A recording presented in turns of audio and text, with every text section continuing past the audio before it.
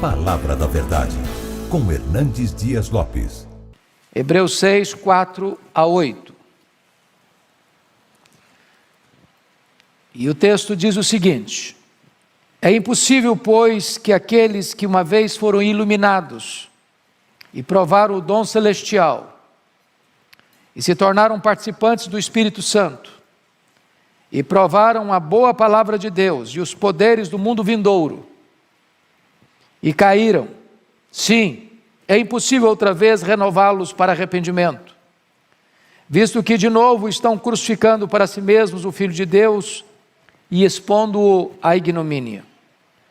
Porque a terra que absorve a chuva que frequentemente cai sobre ela e produz erva útil para aqueles por quem é também cultivada, recebe bênção da parte de Deus. Mas se produz espinhos e abrolhos, é rejeitada, e perto está da maldição, e o seu fim é ser queimada. Bom, eu quero tratar com vocês então, nesta manhã, sobre o tema, o perigo da apostasia. O apóstolo ou o autor aos Hebreus, nós não temos plena convicção de quem seja, já havia exortado os crentes, no texto anterior, sobre o problema da negligência espiritual, de terem tempo para serem mestres e ainda eram crianças, terem tempo para estar comendo alimento sólido e ainda estavam tomando leite. Mas agora o autor vai tratar de um assunto soleníssimo, que é o problema da apostasia, ou o perigo da apostasia. Esse assunto não é tratado só nesse texto aqui em Hebreus. Eu preciso que vocês olhem comigo mais 3 textos, onde o mesmo autor aos Hebreus vai mencionar esse assunto. Então, vamos dar uma olhadinha aí, capítulo 3, a partir do verso 12. Ele trata do mesmo assunto. Tende cuidado, irmão, jamais aconteça haver em qualquer de vós perverso coração de incredulidade, que vos afaste do Deus vivo. Ele está tratando desse assunto. E isso vai até o verso 19. E ele disse que aqueles hebreus que estavam caminhando no deserto não puderam entrar na terra prometida, versículo 19, por causa da incredulidade. Ele volta a tratar desse assunto no capítulo 10. Olha aí comigo, a partir do verso 26. Porque se vivermos deliberadamente em pecado, depois de termos recebido o pleno conhecimento da verdade, já não resta sacrifício pelos pecados, pelo contrário, certa expectação horrível de juízo e fogo vingador, prestes a consumir os adversários. Sem misericórdia morre, pelo depoimento de 2 ou 3 testemunhas, quem tiver rejeitado a lei de Moisés. De quanto mais severo castigo julgais vós, será considerado digno aquele que calcou aos pés o Filho de Deus e profanou o sangue da aliança, com o qual foi santificado e ultrajou o Espírito da graça. E ainda no capítulo 12, a partir do verso 25, também ele volta a lidar com o assunto. Quando ele diz: tende cuidado, não recuseis ao que fala, pois se não escaparam aqueles que recusaram ouvir quem, divinamente, os advertia sobre a terra, muito menos nós, os que nos desviamos daquele que dos céus nos adverte. Então, o apóstolo, o autor aos Hebreus está tratando desta matéria aqui, do perigo da apostasia. Bom, eu preciso admitir, irmãos, como a pastora Arival disse para vocês agora há pouco, que este é um dos textos mais difíceis de Hebreus. Talvez um dos textos mais difíceis de todo o Novo Testamento. Segunda coisa que eu preciso admitir é que não existe consenso no meio cristão sobre o real significado desta passagem. Então é possível que vocês, depois de ouvir esse estudo, ao escutarem em outra ocasião um outro pregador, ele possa dar uma outra interpretação do texto. Desde os pais da igreja, é que este assunto tem sido tratado, e não há consenso, e não há unanimidade de entendimento. Mas a grande pergunta aqui, meus irmãos, é o seguinte: será que esse texto que nós acabamos de ler está na contramão de dezenas e dezenas e dezenas de outros textos que nos garantem que todo aquele que crê tem a vida eterna? Será que esse texto está negando a doutrina fartamente documentada no Antigo e no Novo Testamento da perseverança dos santos? Será que esse texto deita por terra a possibilidade de você ter certeza da sua salvação? Será que esse texto está dizendo que uma pessoa regenerada, selada com o Espírito Santo da promessa, justificada pela fé, habitada pelo Espírito Santo, segura nas mãos de Cristo, escondida com Cristo em Deus, nas regiões celestes, batizada pelo Espírito no corpo de Cristo, perder-se eternamente? É possível isso? Pode alguém que foi adotado na família de Deus, que é membro da família de Deus, que é ovelha de Cristo, que foi selada pelo Espírito Santo e recebeu o penhor do Espírito Santo, vir ser lançado fora para sempre? Pode alguém ser filho de Deus de manhã e filho do diabo de noite? Ser cidadão do céu de manhã e ir para o inferno de noite? Pode alguém hoje estar no caminho do céu e amanhã perecer na estrada larga do inferno? Pode alguém arrebatar uma ovelha de Cristo dos braços de Cristo para que ela pereça eternamente? Pode alguma coisa afastar alguém do amor de Deus que está em Cristo Jesus, a fim de que esta pessoa pereça para sempre? Parece-nos, portanto, que esse texto não quer dizer que uma pessoa que está salva, que esta pessoa possa perder a sua salvação. Então, como é que nós podemos olhar essa passagem? Primeira coisa, irmãos, preliminarmente ainda falando, é que nós temos que fazer uma distinção entre um membro de uma igreja visível e um membro da igreja invisível. O que é a igreja invisível? A igreja invisível é aquela composta de todas as pessoas que foram salvas por Cristo, de todos os lugares, de todos os tempos, de todas as denominações. Primeira coisa que é preciso dizer é que a igreja invisível não tem placa, não é batista, não é presbiteriana, não é metodista, não é assembleia, não é essa, não é aquela comunidade. Nenhuma denominação em si contém todas as pessoas salvas. Cristo morreu para comprar com seu sangue os que procedem de toda tribo, raça, povo, língua e nação. E as ovelhas de Cristo estão espalhadas nas mais diversas igrejas, às vezes nem pertencendo a uma igreja. Eu explico. Por exemplo, o ladrão que se converteu na cruz, não deu prazo de ele descer da cruz, ser batizado, professar a sua fé e ser membro de nenhuma igreja. Imagina uma pessoa que acabou de ser convertida, creu no Senhor Jesus e morre 5 minutos depois. Está salva ou está perdida? Está salvo, mas não foi membro de nenhuma igreja. Então, isso corrige a ideia de seita. O que é uma seita? Via de regra, uma seita é aquele segmento religioso que diz assim: você só pode ser salvo se você estiver dentro da nossa fileira. Se você não fizer parte do nosso grupo, você não está salvo. Então está transferindo a salvação de Cristo para aquela comunidade. Isso é espírito de seita. Nós somos várias igrejas evangélicas, mas somos um povo só, uma igreja só, um rebanho só. O Senhor não tem 2 igrejas, o Senhor não tem 2 noivas, o Senhor não tem 2 rebanhos, o Senhor não tem 2 corpos.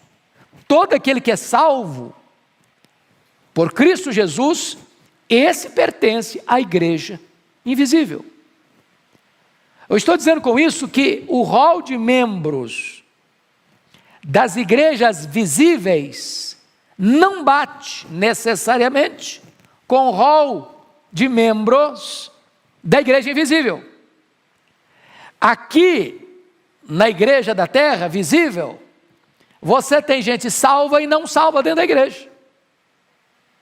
Quando o pastor vai receber um membro, ou a liderança vai receber um membro, e até faz perguntas para esse membro, faz um exame a ele na sua profissão de fé, para então receber o batismo, esse pastor ou essa liderança não tem a capacidade de discernir se de fato aquela pessoa nasceu de novo ou não. Só o Senhor conhece os que lhe pertencem. Então é possível que na igreja visível haja trigo e joio, e haja ovelha e cabrito, e haja salvo e não salvo, e Então, você não pode imaginar que uma pessoa que foi membro da igreja durante anos, ocupou cargo de liderança na igreja durante anos, que pregou o evangelho durante anos, que teve influência eclesiástica durante anos, que essa pessoa se desvie e morra no pecado. Você não está questionando a doutrina da perseverança dos santos, você está questionando a verdadeira experiência de conversão dessa pessoa. O apóstolo João, no capítulo 2, verso 19 da sua epístola, disse: saíram dos nossos, porque não eram dos nossos. Se fossem, teria permanecido. Ele está falando aí dos falsos mestres. Então, é muito importante você entender isso preliminarmente, antes de entrarmos na exposição do texto. Você pega um Judas Iscariotes, ele era um apóstolo, como tal, pregou, exerceu liderança, tinha cargo de confiança, mas não era convertido. Você pega um Demas, que era um colaborador do apóstolo Paulo, mas que ao fim amou o presente século, virou as costas. Você encontra, por exemplo, Simão o Mágico, está lá em Atos 8, foi batizado, tornou-se membro da igreja, mas não era convertido, estava em fel de amargura. Então, nós vamos olhar esse texto aqui, irmãos, que acabamos de ler, pelas leis da hermenêutica sagrada. Um dos princípios da lei hermenêutica é a ciência da interpretação. Você, à luz da hermenêutica sagrada, você entende a Bíblia assim: a Bíblia explica a própria Bíblia. Ou seja, a Bíblia é a palavra de Deus e nela não há contradição. Se você ver algum texto parecendo estar em contradição com o outro, você pode perceber que o problema é o seu entendimento e não a Bíblia. Você vai examinar toda a Bíblia, e este conjunto do todo é que vai ajudar você a entender um texto particular. Outro princípio da hermenêutica: você interpreta um texto complexo à luz de um texto claro, e não um texto claro à luz de um texto obscuro. Ou seja, esse texto é um texto obscuro, difícil, complexo. É esse texto que vai me dar um norte doutrinário, ou são os textos claros sobre a perseverança dos santos, a segurança da salvação, que vão me ajudar a entender esse texto. É óbvio que você interpreta um texto obscuro à luz de um texto claro, e não um texto claro à luz de um texto obscuro. Tudo isso eu disse do ponto de vista preliminar. Agora nós vamos entrar no texto lido. Então, primeira coisa que eu chamo a sua atenção: a quem o autor se refere nesta passagem de Hebreus 6, 4 a 8. É impossível que aqueles que foram iluminados e provaram o dom celestial, se tornaram participantes do Espírito Santo e provaram a boa palavra de Deus e os poderes do mundo vindouro e caíram, sim, é impossível outra vez renová-los para arrependimento. A pergunta é: a quem o autor se refere? Bom, vamos entender o contexto de Hebreus. Eu já disse isso para vocês que têm acompanhado o curso aqui comigo, na escola dominical, que o autor aos Hebreus escreveu para alertar um fato específico. Em virtude da perseguição que estava vindo sobre a igreja, e os crentes estavam sendo espoliados, porque lá no 10:34, porque não somente vos compadecestes dos encarcerados, como também aceitastes com alegria o espólio dos vossos bens, tendo ciência de possuirdes vós mesmos patrimônio superior e durável. A perseguição tinha chegado, e os crentes estavam perdendo suas propriedades, suas casas, seus bens, perseguidos, saindo como forasteiros, como estrangeiros, a perambular. E aí o que acontece? Muitos dos judeus convertidos a Cristo, por causa da perseguição, estavam virando as costas para Cristo e voltando para o judaísmo. O autor aos Hebreus diz que isso aí é apostasia, porque Cristo é melhor do que os profetas, do que os anjos, do que Moisés, do que Arão, do que Josué. O sacerdócio de Cristo é superior ao sacerdócio levítico, que a nova aliança inaugurada no sangue de Cristo é superior à velha aliança. Portanto, virar as costas para Cristo é apostasia. Então, o contexto aqui é este: negar a Cristo não é poupar a vida. Eles estavam querendo poupar a vida, para fugir da perseguição. E o argumento do autor aos Hebreus, não, se você abandonar Cristo, você vai cair nas teias da apostasia. E isso é uma queda sem volta. Isso é a condenação inexorável.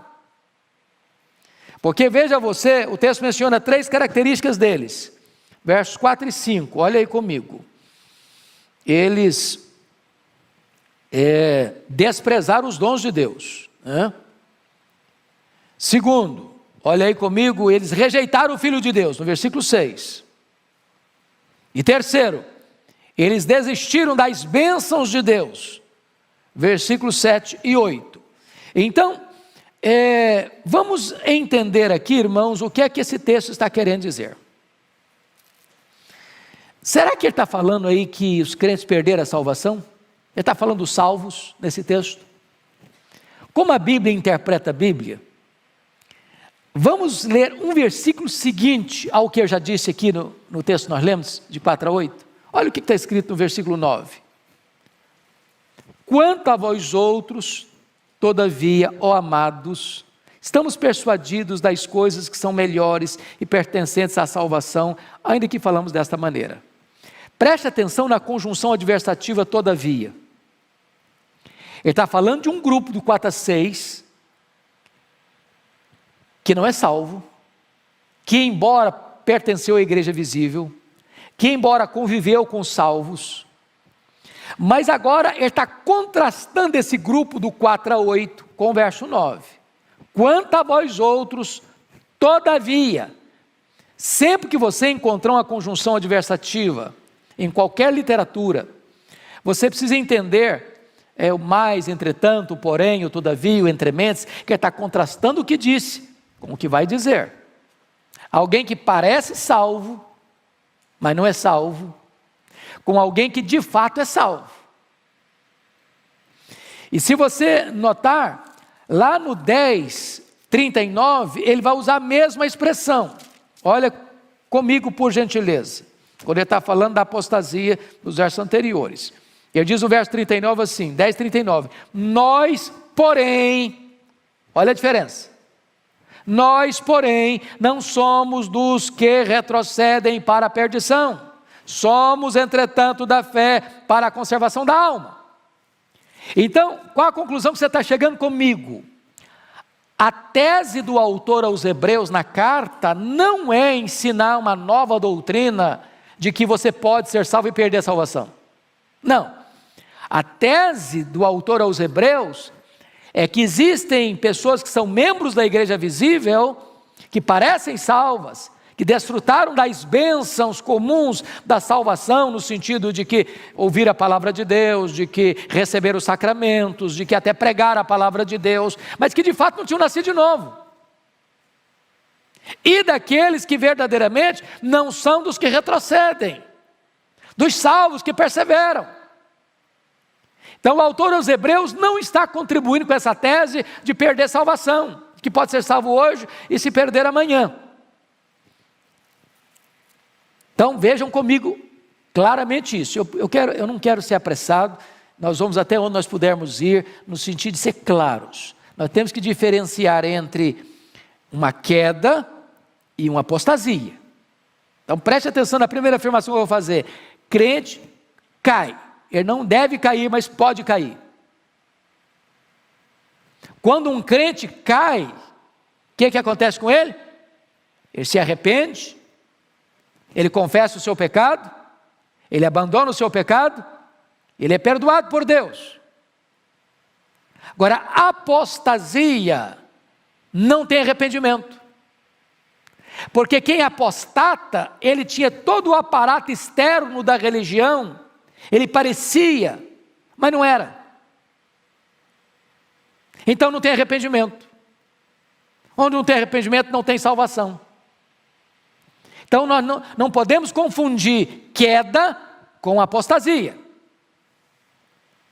Quantos de nós conhecemos pessoas crentes, verdadeiramente crentes, que cometeram um pecado grave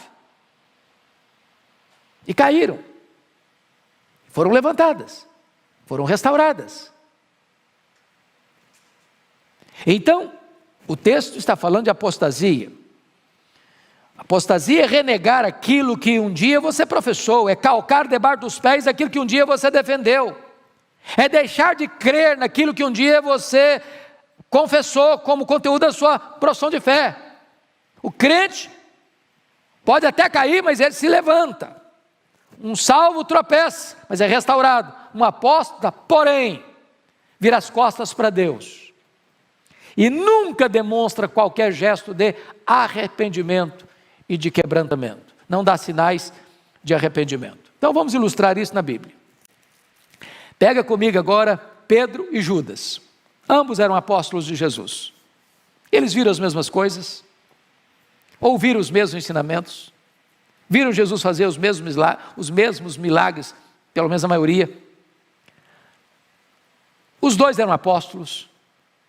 Aliás, Judas tinha até um cargo de confiança dentro do grupo. Ele era o tesoureiro, cuidar das finanças. Ambos pecaram gravemente contra Cristo. Pedro negou Jesus covardemente 3 vezes. Negou que o conhecia, jurou que não o conhecia, blasfemou, falou palavrão, impropérios, dizendo que não conhecia Jesus. Judas traiu Jesus. Vendeu Jesus por 30 moedas de prata. Qual a diferença entre Pedro e Judas? Judas não se arrependeu.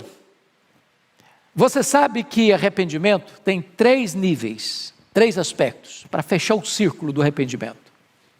Tem a razão, tem a emoção, tem a volição, ou a vontade. O que é arrependimento? É mudar de mente, metanoia, muda de mente. Segundo, é tristeza segundo Deus. Terceiro, é dar meia volta. Estou indo para cá, vem para cá, muda a conduta. Judas, dos 3 elementos, teve 2. Ele reconheceu o erro, ele sentiu tristeza pelo erro, mas ele não voltou, produziu remorso e não arrependimento. Por quê? Porque não era convertido. Ele era do diabo, ele era ladrão. A religiosidade dele era apenas externa, aparente, fictícia, não verdadeira. Então, esse é o ponto que eu estou chamando a atenção dos irmãos. Nós não podemos confundir a pessoa que está na igreja, que tem cargo de liderança na igreja, que prega para as pessoas, que já foi até instrumento para a salvação de outras pessoas, mas ela mesma não foi contemplada por essa salvação. É desse tipo de gente que o autor aos Hebreus está tratando. Mas vamos ao segundo ponto. Qual é o significado dessas experiências descritas no texto? Olha comigo, por favor, a descrição, versículo 4. e 5. É impossível, pois, que aqueles que uma vez foram iluminados, então, sublinhei, iluminados. Segundo, provar o dom celestial. Terceiro, se tornaram participantes do Espírito Santo. Quarto, provar a boa palavra de Deus. Quinto, provar os poderes do mundo vindouro. São experiências impressionantes, não? Todas essas experiências, meus irmãos, foram vividas pelos israelitas, rebeldes que pereceram no deserto. É só você ler 1 Coríntios 10, versos de 1 a 11. Todas essas experiências. Agora, muitos crentes, membros daquela igreja que recebeu essa carta aos Hebreus, com medo da perseguição, estavam abandonando a Cristo e voltando para o judaísmo. Olha isso de novo no capítulo 3, versículo 12. Tende cuidado, irmãos, jamais aconteça haver qualquer de vós perverso coração de incredulidade que vos afaste do Deus vivo.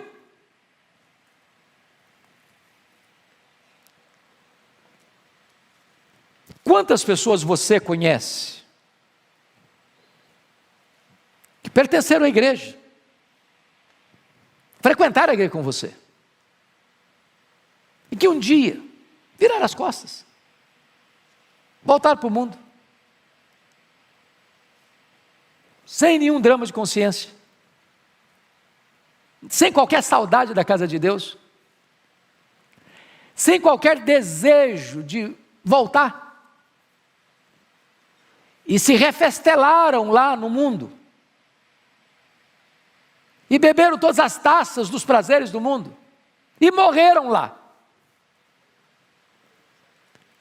O que você está questionando aqui? Não é a falha doutrinária, não é que a doutrina da segurança dos salvos fica abalada, não. O que você questiona? É a verdadeira conversão dessas pessoas. Pense comigo, por exemplo, daqueles que abraçam a fé como Simão o mágico. Tem gente que abraça a fé cristã, irmãos, para oferir vantagens. Sobretudo nesse período em que se prega tanto teologia da prosperidade, milagre daqui, milagre dali, a pessoa entra porque eu vou lá. Quando ela diz eu vou para lá, ela está pensando uma coisa: eu quero ganhar dinheiro. Ou estou com um problema de saúde, eu quero ser curado. Ou eu tenho um problema na família e quero resolver. Ou seja, ela apenas está interessada em coisas do aqui e do agora. Ela não pensa em salvação, em vida eterna, fazer parte da família de Deus, não. Ela quer receber um benefício, como Simão o mágico queria receber um benefício. Eu quero esse poder de impor as mãos sobre alguém receber o Espírito Santo. Eu quero esse negócio. Quanto custa? Deixa eu pagar. É comércio, é lucro. Isso vai me dar uma projeção incrível. Isso vai me dar dinheiro, porque já pensou? Você me paga, eu oro por você, você recebe o Espírito Santo. Que coisa maravilhosa! Ou seja, o Simão, o mágico lá de Atos 8, ele pensou no cristianismo como um instrumento para ganhar dinheiro, para ganhar projeção, para ganhar fama, para ganhar sucesso. O fulcro, o centro, o eixo, tudo era ele mesmo. Era o lucro. É um falso Cristo, é um falso cristianismo. Ele tinha abraçado uma fé, mas não era a fé verdadeira. Ele estava enganado acerca daquilo que ele tinha abraçado. Esse não é o Cristo da Bíblia. É por isso que Jesus diz assim: quem crer em mim, como diz a Escritura, do seu interior fluirá um rio de água viva. Não é o que diz o fulano, o beltrano, o ciclano. Quem crer em mim, como diz a Escritura. Pense comigo em Demas, cooperador de Paulo, destrutor de tudo isso aqui. Tudo isso aqui, está escrito aqui. Iluminado, provou o dom celestial, tornou-se participante do Espírito Santo, provou a boa palavra de Deus, provou os poderes do mundo vindouro. Viu tudo isso. Tudo isso. Quem é membro de uma igreja fiel ao Senhor Jesus, aí 1 ano, 2 anos, 5 anos, 10 anos, viu tudo isso aqui. Viu gente sendo salva, viu o ébrio largando a cachaça, viu o adulto largando o adultério, viu o ladrão se convertendo, se tornando honesto, viu aquela família arruinada ser levantada e recuperada, viu tudo isso aqui. Mas ele mesmo não foi convertido. Então, Você olha para o Judas Iscariotes. Será que alguém escutou sermões melhores do que Judas Iscariotes? Escutou Jesus 3 anos? Será que alguém viu mais milagres do que Judas Iscariotes? Viu Jesus fazer milagres 3 anos? Ele mesmo sendo apóstolo, pregando para os outros. Agora vamos ao terceiro ponto. Por que é impossível renovar essas pessoas que caíram para o arrependimento? Por que é impossível? Versículo 6, e caíram sim, é impossível outra vez renová-las para arrependimento, visto que de novo estão crucificando para si mesmo o Filho de Deus e expondo-o à ignomínia. Então veja bem, se você perceber, eles estão de novo crucificando para si mesmo o Filho de Deus. Segundo, eles estão de novo expondo Jesus à ignomínia. E aí João ilustra com a terra. Essa ilustração de João é curiosíssima, porque diz o seguinte: a chuva cai sobre a terra absorve a chuva. Uma terra produz frutos, né? Uma terra é cultivada e recebe bênção da parte de Deus, produz erva útil, né? Produz arroz, milho, trigo, soja, que dá alimento. Mas a chuva cai na terra, e a terra recebe a chuva, e a produz o quê? Erva daninha, espinhos e abrolhos. A mesma chuva, a mesma terra, uma produz frutos, outra produz espinhos. Duas pessoas entram na igreja, na mesma hora, na mesma igreja, no mesmo tempo, escuta a mesma mensagem, escuta a mesma música, participa do mesmo culto, sob o mesmo ambiente. Uma se arrepende, a outra traz um enredo de arrependimento. Ambas tornam-se membros da igreja, uma verdadeiramente convertida, trigo, a outra falsamente convertida, joio. Você sabe qual a diferença entre o trigo e o joio? Uma das diferenças? São muito parecidos, mas uma das características do trigo é que quando o trigo está maduro, ele se dobra. O joio é parrudinho, ele não dobra de jeito nenhum. O crente verdadeiro, diante da autoridade da palavra de Deus, ele se humilha, ele se curva, ele se arrepende, ele é exortado: estou errado mesmo, vou mudar minha vida. O joio não, ele não se dobra, ele não se arrepende, ele não se quebranta. É impossível renová-lo, porque não há renovação sem arrependimento.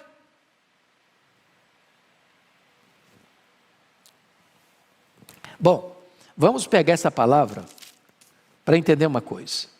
O texto diz aí, no versículo 6, é impossível.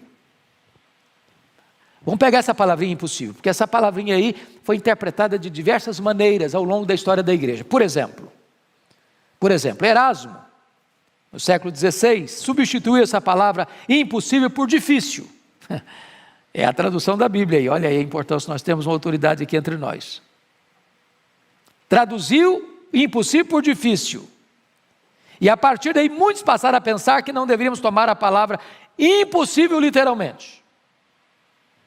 Bom, Ambrósio foi um pai da igreja, lá da época de Agostinho, Tomás de Aquino, já na Idade Média, disseram o seguinte, dentre outros tentaram explicar que a impossibilidade aqui está com os homens e não com Deus. Está abrindo uma porta, é impossível, mas nem tanto. Depois,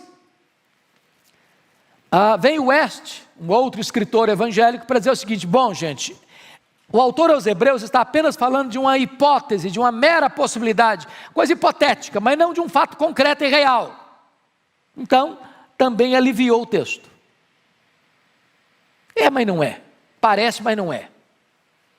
Vem F. Bruce, que é um grande comentarista bíblico, que diz o seguinte: O autor está nesta passagem fazendo de fato uma advertência real contra um perigo real. Impossível é impossível e pronto.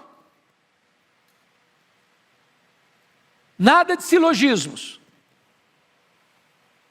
Vem Calvino e interpreta essa passagem dizendo que o autor não está se referindo aqui a qualquer pecado, como furto, perjúrio, homicídio, embriaguez, adultério. Mas ele está se referindo de fato, e Calvino está certo, a uma apostasia irreversível do Evangelho. Aquele pessoal que estava com as malas prontas para sair do cristianismo e voltar para o judaísmo, largando a realidade para as sombras. E Stuart Olyott, que é também um escritor e comentarista, disse que esse texto talvez seja a melhor explicação da parábola do semeador. A mesma semente, uma cai na terra dura, outra cai no espinheiro, outra cai no pedregulho, e essa que caiu no pedregulho e no meio do espinheiro, a semente nasceu, a semente cresceu, a semente que ficou bonita, a árvore frondosa, bonita, e você olhava e admirava, e você olhava e disse, puxa, que pessoa maravilhosa, que crente maravilhoso, vai dar frutos maravilhosos, e você tinha tantas expectativas, mas ao fim, esses 3 tipos de semente que caiu na beira da estrada, que caiu no meio dos espinheiros, ou no meio dos pedregulhos, só tinha aparência, mas não produziu fruto. A produção frustrou-se. Essa é a realidade, irmãos, de gente que entra para a igreja, que é membro da igreja, visível, que ocupa a posição de liderança na igreja, mas que ao fim, essas pessoas nunca foram salvas.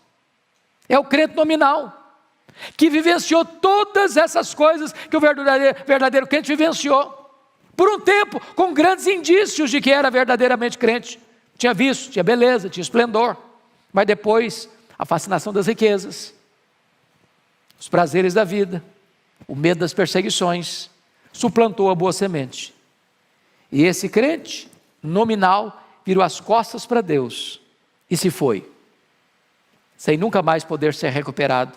Por quê? Porque nunca foi convertido e nunca demonstrou verdadeiro arrependimento. Pois bem, então o que é ser um crente verdadeiro? É só professar intelectualmente a fé cristã?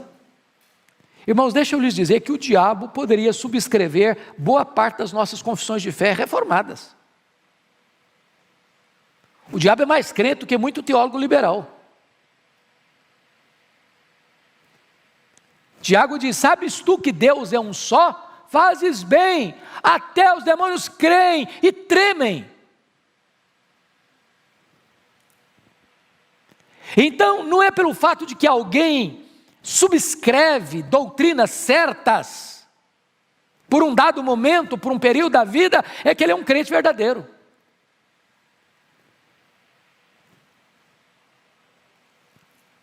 É necessário que aquele que entende a verdade, que essa verdade mude a sua história, que ele nasça de novo, seja uma nova criatura.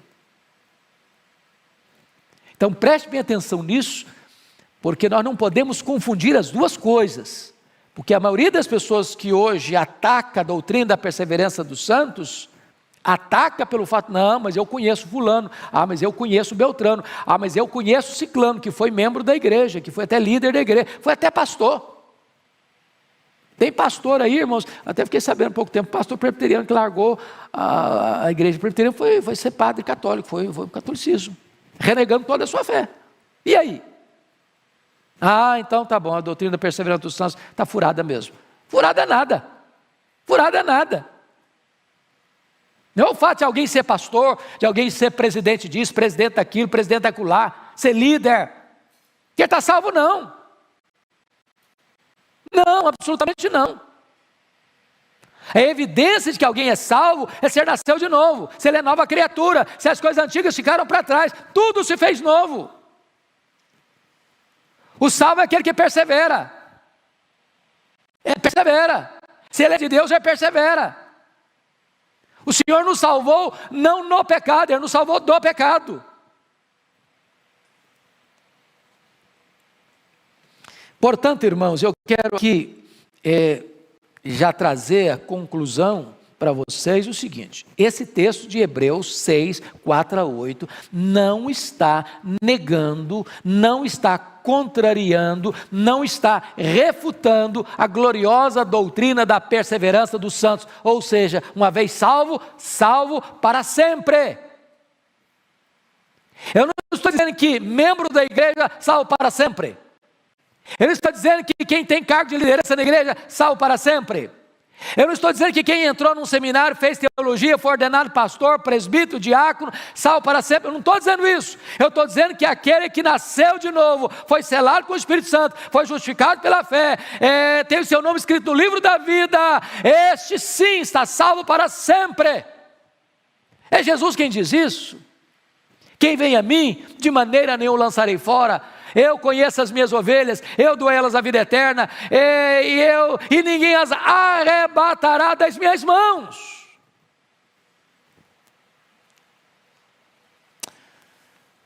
Pois bem, queridos irmãos, vamos entender, portanto, que esses sinais de apostasia você encontra na Bíblia. Por exemplo, você pega o rei Saul, né? Como é que vai encerrar a vida dele? Vai encerrar a vida dele no final lá consultando uma feiticeira. Você vai encontrar isso, como diz na parábola do semeador. Você vai encontrar isso em Mateus 7, 21 e 23, quando Jesus diz: naquele dia muitos dirão: Senhor, Senhor, porventura não profetizamos em teu nome, não fizemos milagres em teu nome, não expelimos demônios em teu nome? E o Senhor vai dizer: apartai-vos de mim, vós os que praticais a iniquidade, eu nunca vos conheci. O apóstolo João, no capítulo 5, 16 da primeira carta, ele diz que aqueles que pecam para a morte, você não precisa nem orar, não adianta orar. O Senhor Jesus, lá em Marcos, capítulo 3, 29, fala do pecado que não tem perdão, a blasfêmia contra o Espírito Santo, nem nesta vida, nem no mundo vindouro. Lá em João 17, 12, Jesus falou que seus discípulos foram guardados por Ele, e nenhum pereceu, exceto o filho da perdição. Então, amados, é claro que esse texto está mostrando uma coisa para nós: saíram dos nossos, porque não eram dos nossos, diz 1 de João 2,19, porque se fossem, teriam permanecido. Bom, essa expressão, portanto, do verso 6, caíram, claro, não está falando de uma queda, de um crente. Um crente cai. Não deve cair, não tem licença para cair, mas cai. Mas ele levanta. Ele é restaurado. Você pega um Davi, que adultera, que manda matar o marido da mulher, que se casa com a mulher, para ocultar o problema da gravidez da mulher, e ele vai ao fundo do poço. Mas o Senhor o restaura. E quando ele está orando, ele está dizendo: Senhor, restitui-me não a salvação, ele não a perdeu, restitui-me a alegria da salvação. Ele perdeu a alegria de salvação, ele não perdeu a salvação. Então essa é a diferença, né? Não é uma queda definitiva, de uma rebelião consumada, mas é de uma queda de um crente, que pode ser restaurado por Deus, porque nele há arrependimento. Então, eu gostaria de já concluir, por que é impossível renovar novamente aqueles que caíram para o arrependimento? Olha comigo o versículo 6. E caíram-se, é impossível outra vez renová-los para arrependimento, visto que, de novo, olha aí, de novo estão crucificando para si mesmos o Filho de Deus. Deixar as fileiras do cristianismo e voltar para o judaísmo era crucificar de novo o Filho de Deus. Está dizendo que a cruz de Cristo não valeu. que Cristo morreu em vão. Se a pessoa rejeita a única maneira do homem ser salvo, então não tem para ele mais possibilidade. Segundo, porque essas pessoas de novo estão expondo o Filho de Deus à ignomínia. Virar as costas ao sacrifício de Cristo e voltar para o judaísmo é expor novamente o Filho de Deus à ignomínia da cruz. É dizer que o sacrifício dele não teve valor. É desprezar a obra vicária. Por isso, o texto conclui com os versos 7 e 8 com a ilustração da chuva. Ilustração da chuva. Porque a terra absorve a chuva que frequentemente cai sobre ela e produz erva útil para aqueles por quem é também cultivada, recebe bênção da parte de Deus. Então, pensa comigo no agricultor. O que ele faz? Prepara a terra, semeia a terra. A chuva vem e a terra produz erva boa para se comer, para se alimentar. Mas versículo 8, mas se produz espinhos e abrolhos, é rejeitada, e perto está da maldição, o seu fim será queimada. Você sabe disso. Se você já viveu na roça como eu, você não precisa plantar erva daninha. Ela nasce. Naturalmente, e com mais vigor do que a planta. Se você deixar ambas crescerem juntas, o que você semeou na terra, com a erva daninha cresce com mais força, e vai suplantar, vai sufocar aquilo que você está tentando cultivar e produzir. E ele está dizendo o seguinte, a chuva cai na terra, uma terra produz erva boa, a outra terra produz espinhos e abrolhos. É a mesma chuva, é a mesma terra. Duas pessoas entram na igreja, escutam o mesmo evangelho, são terra, a chuva é a mesma. Uma produz erva boa, a outra produz espinhos e abrolhos. O que é maravilhoso, você e eu estamos aqui, é a bênção de ler o versículo 9. Quanto a vós outros, todavia, ó amados, estamos persuadidos das coisas que são melhores e pertencentes à salvação, ainda que falamos dessa maneira. Esse texto não é para botar medo no seu coração. Será que eu sou um apóstata? Não, você não tem que pensar isso. A questão é, você crê no Senhor Jesus? Você reconhece que você é um pecador? Você reconhece que você precisa da graça de Deus? Você reconhece que você não pode ser salvo pelas suas obras? Você entende que Cristo foi para a cruz pelos seus pecados? Morreu pelos seus pecados? Você entende que Jesus ressuscitou para a sua justificação? Você tem o selo do Espírito Santo em você? O Espírito Santo habitando em você, dando testemunho com o seu Espírito que você é filho de Deus? Então você se agarre nisso, nas verdades de Deus. Você não é daqueles que retrocedem para a perdição, você é daqueles que perseveram para a salvação. Então que Deus nos abençoe, irmãos, para que jamais venhamos a duvidar das verdades das Escrituras, que nos garantem que uma vez, crendo no Senhor Jesus, nós temos a vida eterna. Nós, uma vez, ouvindo a voz do pastor e atendendo a voz do pastor, estamos seguros nos braços do pastor, e dos braços do pastor ninguém pode nos arrebatar. Que Deus nos abençoe. Amém. Tá, daqui a pouquinho então, vamos ficar em pé, nós vamos orar, dar graças a Deus, e 11 horas retornaremos para o culto. Vamos ficar em pé. Ó Deus bendito, louvado seja o teu nome, porque a tua palavra é viva, é verdadeira, e a tua palavra merece toda a nossa confiança. Nós te pedimos que tu nos dês o teu Espírito, para que, iluminados por ele, possamos entender a tua palavra. Esta palavra que é poderosa para nos dar a alegria da salvação. Esta palavra que é poderosa para nos assegurar que, uma vez salvos, estamos seguros nas mãos de Jesus. Ó Deus, alegra nossa alma nesta manhã, por pertencermos à tua família, ao teu rebanho, ao teu povo, este povo que foi amado, escolhido, justificado, selado, garantido para estar para sempre contigo. Glória ao teu nome, porque em Cristo Jesus nós temos essa bendita segurança. Abençoa o teu povo e conduz o teu povo em segurança de volta para casa, em nome de Jesus. Amém.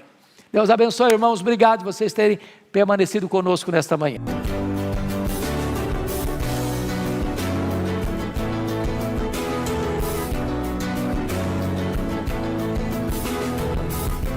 Palavra da Verdade, com Hernandes Dias Lopes.